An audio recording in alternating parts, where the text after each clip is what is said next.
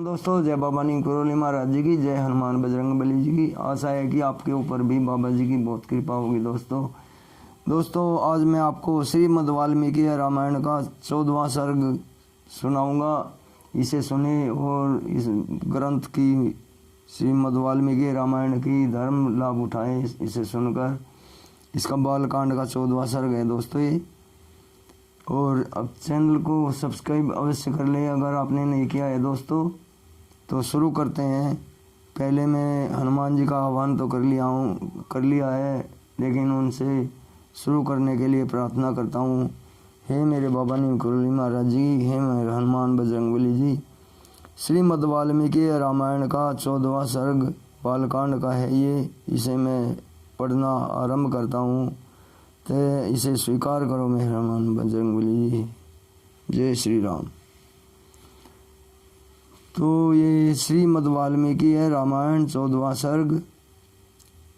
महाराज दशरथ के द्वारा अश्वमेध यज्ञ का सांगोपांग अनुष्ठान। ये सर्ग थोड़ा ज़्यादा बड़ा है दोस्तों, इसे पूरा सुने, आपको पूर्ण धर्म लाभ मिलेगा। रामायण की महिमा अपरंपार है। इधर पूरा वर्ष होने पर यज्ञ संबंधी अश्व भूमंडल भ्रमण करके लौट आया। फिर सरयू नदी पर उत्तर तट पर राजा का यज्ञ आरंभ हुआ। महामनस्वी राजा दशरथ के उस अश्वमेध यज्ञ नामक ऋषि श्रृंग को आगे करके श्रेष्ठ ब्राह्मण यज्ञ संबंधी कर्म करने लगे। यज्ञ करने वाले सभी ब्राह्मण वेदों के पारंगत विद्वान थे, अतः वे न्याय तथा विधि के अनुसार सब कर्मों का उचित रीति से संपादन करते थे और शास्त्र के अनुसार किसी क्रम से किस समय कौन सी क्रिया करनी चाहिए इसको स्मरण रखते हुए प्रत्येक कर्म में प्रवृत्त होते थे। ब्राह्मणों ने पर्वज्ञ अश्वमेध यज्ञ के अंगभूत कर्म विशेष का शास्त्र के अनुसार संपादन करके उपसद नामक इष्टि विशेष का भी शास्त्र के अनुसार ही अनुष्ठान किया। तत्पश्चात शास्त्रीय उपदेश के अधिक और जो अति देशत प्राप्त कर्म है उस सब का भी विधिवत संपादन किया। तदनंतर तत्कर्मों के अंगभूत देवताओं का पूजन करके हर्ष में भरे हुए उन सभी मुनिवरों ने विधि पूर्वक प्रातः संवद आदि अर्थात प्रातः सवन, मध्याह्न दिन संवद तथा तृतीय सवन कर्म किए। इंद्र देवता को विधि पूर्वक हविष्य का भाग अर्पित किया गया। पाप निवर्तक राजा सोम का रस निकाला गया। फिर क्रम से मध्याह्न दिन सवन का कार्य प्रारंभ हुआ। तत्पश्चात उन श्रेष्ठ ब्राह्मणों ने शास्त्र से देखभाल कर मनस्वी राजा दशरथ के तृतीय सवन कर्म का भी विधिवत संपादन किया। ऋषि श्रृंग आदि महर्षियों ने वहाँ अभ्यास काल में सीखे गए अक्षरों से युक्त स्वर और वर्ण से संपन्न मंत्रों द्वारा इंद्र आदि श्रेष्ठ देवताओं का आह्वान किया। मधुर एवं मनोरम सामगान के लय में गाए हुए आह्वान मंत्रों द्वारा देवताओं का आह्वान करके होताओं ने उन्हें उनके योग्य भविष्य के भाग समर्पित किए। उस यज्ञ में कोई अयोग्य अथवा विपरीत आहुति नहीं पड़ी, कहीं कोई भूल नहीं हुई, अनजान में भी कोई कर्म छूटने नहीं पाया, क्योंकि वहाँ सारा कर्म मंत्रोच्चारण पूर्वक संपन्न होता दिखाई देता था। महर्षियों ने सब कर्म क्षेम युक्त एवं निर्विघ्न पूर्ण किए। यज्ञ के दिनों में कोई भी ऋतिज्व थका मांदा न था और भूखा प्यासा नहीं दिखाई देता था। उनमें कोई भी ब्राह्मण ऐसा नहीं था जो विद्वान न हो अथवा जिसके 100 से कम शिष्य या सेवक रहे हों। उस यज्ञ में प्रतिदिन ब्राह्मण भोज करते थे, क्षत्रिय और वैश्य भी भोज पाते थे तथा शूद्रों के लिए भी भोजन उपलब्ध होता था। तापस और श्रमण भी भोजन करते थे। बूढ़े, रोगी, स्त्रियां, बच्चे भी यथेष्ट भोजन पाते थे। भोजन इतना स्वादिष्ट होता था कि निरंतर खाते रहने पर भी किसी का मन नहीं भरता था।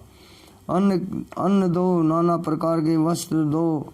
अधिकारियों की ऐसी आज्ञा पाकर कार्यकर्ता लोग बारंबार वैसा ही करते थे। वहाँ प्रतिदिन विधिवत पके हुए अन्न के बहुत से पर्वतों जैसे ढेर दिखाई देते रहे। महामनस्वी राजा दशरथ के उन यज्ञ में नाना देशों से आए हुए स्त्री पुरुष अन्न पाकर भलीभूत तृप्त किए गए थे। श्रेष्ठ ब्राह्मण भोजन विधिवत बनाया गया था, बहुत स्वादिष्ट है, ऐसा कहकर अन्न की प्रशंसा करते थे। भोजन करके उठे लोगों के मुख से राजा सदा यही सुनते थे कि हम लोग भूख से तृप्त हुए, हम लोग खूब तृप्त हुए, आपका कल्याण हो। वस्त्र आभूषणों से अलंकृत हुए पुरुषों ब्राह्मणों को भोजन परोसते थे और उन लोगों की जो दूसरे लोगों की सहायता करते थे उन्होंने भी विशुद्ध मणि में कुंडल धारण कर रखे थे। एक संवत समाप्त करके दूसरे सवन में आरंभ होने से पूर्व जो अवकाश मिलता था उसमें उत्तम वक्ता धीर ब्राह्मण एक दूसरे को जीतने की इच्छा से बहुतेरे युक्तिवाद उपस्थित करते हुए शास्त्रार्थ करते थे। उस यज्ञ में नियुक्त हुए कर्म कुशल ब्राह्मण प्रतिदिन शास्त्र के अनुसार सब कार्यों का संपादन करते थे। राजा के उस यज्ञ में कोई भी सदस्य ऐसा नहीं था जो व्याकरण आदि 6 अंगों का ज्ञाता ना हो, जिसने ब्राह्मण व्रत का पालन ना किया हो तथा जो बहुश्रुत न हो। वहाँ कोई ऐसा द्विज नहीं था जो वाद विवाद में कुशल ना हो। जब यूप खड़ा करने का समय आया तब बेल की लकड़ी 6 यूप गाड़े गए, उतने ही खैर के यूप खड़े किए गए तथा पलाश के भी उतने ही यूप थे जो बिल्व निर्मित यूपों के साथ खड़े किए गए थे। बैडे के वृक्ष का एक यूप अश्वमेघ यज्ञ के लिए विहित है। देवदारू के बने हुए यूप का भी विधान है, परंतु उसकी संख्या न 1 है और न 6 है। देवदारू के 2 ही यूप विहित हैं। दोनों वहीं फैलाकर देने पर जितनी दूरी होती है उतनी ही दूर पर वे दोनों स्थापित किए गए थे। यज्ञ कुशल शास्त्रज्ञ ब्राह्मणों ने ही इन सब यूपों का निर्माण कराया था। उस यज्ञ की शोभा बढ़ाने के लिए उन सब में सोना जड़ा गया था। पूर्वोक्त 21 यूप 21 रत्नी 504 अंगुल ऊंचे बनाए गए थे। उन सबको पृथक 21 कपड़ों से अलंकृत किया गया था। कारीगरों द्वारा अच्छी तरह बनाए गए वे सभी सुदृढ़ यूप विधि पूर्वक स्थापित किए गए थे। वे सब के सब 8 कोणों से सुशोभित थे। उनकी आकृति सुंदर एवं चिकनी थी। उन्हें वस्त्रों से ढाक दिया गया और पुष्प चंदन से उनकी पूजा की गई। जैसे आकाश में तेजस्वी सप्त ऋषियों की शोभा होती है, उसी प्रकार यज्ञ मंडप में दीप्तिमान यूप सुशोभित होते थे। सूत्र ग्रंथों में बताए अनुसार ठीक माप से ईंटें तैयार कराई गई थी। उन ईंटों द्वारा यज्ञ संबंधी शिल्प कर्म में कुशल ब्राह्मणों ने अग्नि का चयन किया था। राज सिंह महाराज दशरथ के यज्ञ में चयन द्वारा संपादित अनुसार संपादित अग्नि की कर्म कांड कुशल ब्राह्मणों द्वारा शास्त्र विधि के अनुसार स्थापना की गई। उस अग्नि की आकृति दोनों पंखों और पुंछ फैलाकर नीचे देखते हुए पूर्वाभिमुख खड़े हुए गरुड़ की सी प्रतीत होती थी। सोने की ईंटों से पंख का निर्माण होने से उस गरुड़ के पंख सुवर्ण में दिखाई देते थे। प्रकृत अवस्था में चित्त अग्नि के 6 प्रस्तार होते हैं, किंतु अश्वमेघ यज्ञ में उसका प्रचार 3 गुना हो जाता था। इसलिए वह गरुड़ाकृति अग्नि 18 प्रस्तारों से युक्त थी। वहाँ पूर्वोक्त यूपों में शास्त्र विहित पशु, सर्प और पक्षी विभिन्न देवताओं के उद्देश्य से बांधे गए थे। सामित कर्म में यज्ञीय अश्व तथा कूर्म आदि जलचर जंतु जो वहाँ लाए गए थे, ऋषियों ने उन सबको शास्त्र विधि के अनुसार पूर्वोक्त यूपों में बांध दिया। उस समय उन यूपों में 300 पशु बांधे हुए थे तथा राजा दशरथ का वह उत्तम अश्वरत्न भी वहाँ बांधा गया था। रानी कौशल्या ने वहाँ प्रोक्षण आदि के द्वारा सब ओर से उस अश्व का संस्कार करके बड़ी प्रशंसता के साथ 3 तलवारों से उसका स्पर्श किया। तदनंतर कौशल्या देवी ने सुस्थिर चित्त से धर्म पालन की इच्छा रखकर उस अश्व के निकट एक रात निवास किया। तत्पश्चात होता अध्वर्य और उद्गाता ने राजा की महसी कौशल्या, वावात तथा परिवृति इन सबके हाथ से उस अश्व का स्पर्श कराया। इसके बाद परम चतुर जितेंद्रिय ऋत्विक ने विविधि पूर्वक अश्वकंद के गुदे को निकालकर शास्त्रोक्त रीति से पकाया। तत्पश्चात उस गुदे की आहुति दी गई। राजा दशरथ ने अपने पाप को दूर करने के लिए ठीक समय पर आकर विधि पूर्वक उसके धुएं की गंध को सूंघा। उस अश्वमेघ यज्ञ के अंगभूत जो जो हवनीय पदार्थ थे, उन सब को लेकर समस्त 16 ऋत्विज ब्राह्मण अग्नि में विधिवत आहुति देने लगे। अश्वमेघ के अतिरिक्त अन्य यज्ञों में जो हवि दी जाती है, वह पाकर की शाखाओं में रख कर दी जाती है, परंतु अश्वमेघ यज्ञ का हविष्य बेंत की चटाई में रख कर देने का नियम है। कल्पसूत्र और ब्राह्मण ग्रंथों के अनुसार अश्वमेघ के 3 सवनीय दिन बताए गए हैं। उनमें से प्रथम दिन जो सवन है, उसे चतुष्टोम कहा जाता है।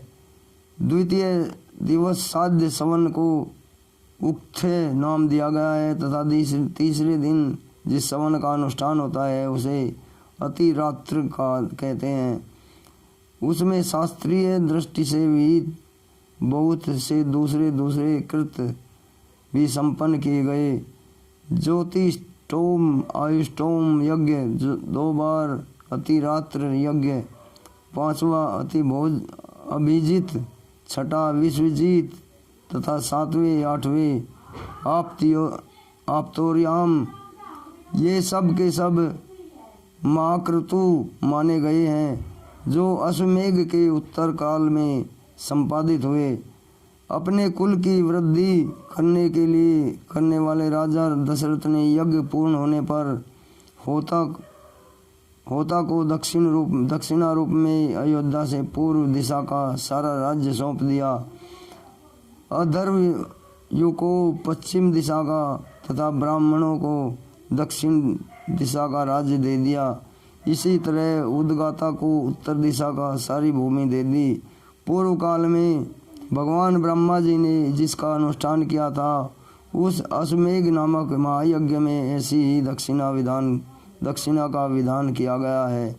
इस प्रकार विधि पूर्वक यज्ञ समाप्त करके अपनी कुल की वृद्धि करने वाले पुरुष शिरोमणि राजा दशरथ ने ऋत्विजों को सारी पृथ्वी दान कर दी।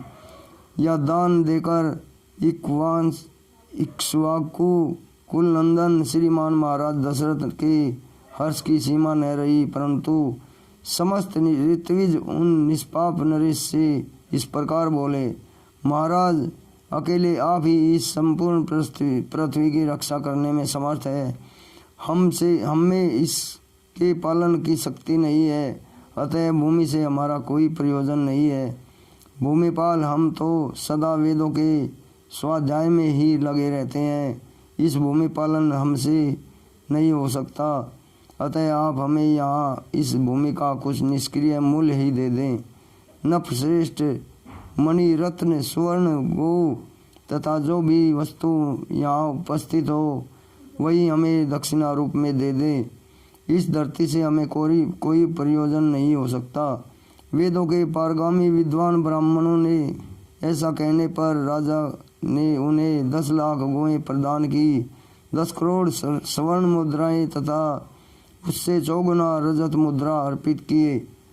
तब उस समस्त ऋत्विजनों ने एक साथ होकर सारा धन मुनिवर श्रृंग ऋषि श्रृंग तथा बुद्धिमान वशिष्ठ को सौंप दिया। तदनंतर उन दोनों महर्षियों के सहयोग से उस धन का न्याय पूर्वक बंटवारा करके वे सभी श्रेष्ठ ब्राह्मण मन ही मन बड़े प्रसन्न हुए और बोले, महाराज इस दक्षिणा से हम लोग बहुत संतुष्ट हैं। इसके बाद एकाग्रचित होकर राजा दशरथ ने अभ्यागत ब्राह्मणों को 1 करोड़ जम्बू नद स्वर्ण मुद्रिकाएं बांटी। सारा धन दे देने के बाद जब कुछ नहीं बच रहा तब एक दरिद्र ब्राह्मण ने आकर राजा से धन की याचना की। उस समय उन रघुकुल नंदन नरेश ने उसे अपने हाथ का उत्तम आभूषण उतार कर दे दिया। तत्पश्चात जब सभी ब्राह्मण विधिवत संतुष्ट हो गए, उस समय उन पर स्नेह रखने वाले नरेश ने उन सबको प्रणाम किया। प्रणाम करते समय उनकी सारी इंद्रिय हर्ष से विहल हो गई। पृथ्वी पर पड़े हुए उन उदार नरवीर को ब्राह्मणों ने नाना प्रकार के आशीर्वाद दिए। तदनंतर उस परम उत्तम यज्ञ का पुण्य फल पाकर राजा दशरथ के मन में बड़ी प्रसन्नता हुई। वह यज्ञ के उनके सब पापों का नाश करने वाले तथा उन्हें स्वर्गलोक में पहुंचाने वाला था। साधारण राजाओं के लिए उस यज्ञ को आदि से अंत तक पूर्ण कर लेना बहुत ही कठिन था। यज्ञ समाप्त होने पर राजा दशरथ ने ऋषि श्रृंग से कहा, उत्तम व्रत का पालन करने वाले मुनीश्वर, अब जो कर्म मेरी कुल परंपरा को बढ़ाने वाला है उसका संपादन आपको करना चाहिए। तब द्विज श्रेष्ठ ऋषि श्रृंग तथास्तु कहकर राजा से बोले, राजन आपके 4 पुत्र होंगे जो इस कुल के भार को वहन करने में समर्थ होंगे। उनका यह मधुर वचन सुनकर मन और इंद्रियों को संयम रखने वाले महामना महाराज दशरथ उन्हें प्रणाम करके बड़े हर्ष को प्राप्त हुए तथा उन्होंने ऋषि श्रृंग को पुनः पुत्र प्राप्ति कराने वाले कर्म का अनुष्ठान करने के लिए प्रेरित किया। इस प्रकार श्री वाल्मीकि निर्मित आर्ष रामायण आदि काव्य बालकांड में 14वां सर्ग पूरा हुआ। जय श्री राम, जय हनुमान बजरंगबली, जय बाबा नीम करोली महाराज जी।